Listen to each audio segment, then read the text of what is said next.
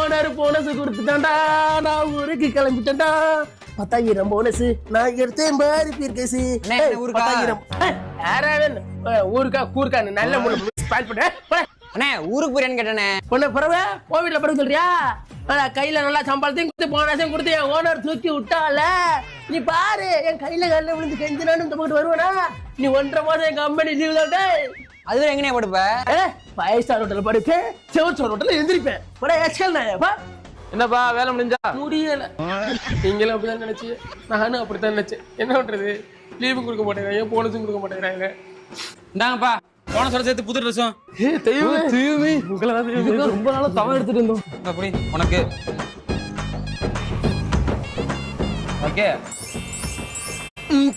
நாளைக்காவது தலைக்கு எண்ணெய் வச்சு குளிச்சுட்டு சரிங்க முதலாளி, புது ட்ரெஸ் போட்டுக்கிட்டு சரிங்க முதலாளி, சந்தோஷமா வேலைக்கு வாங்க.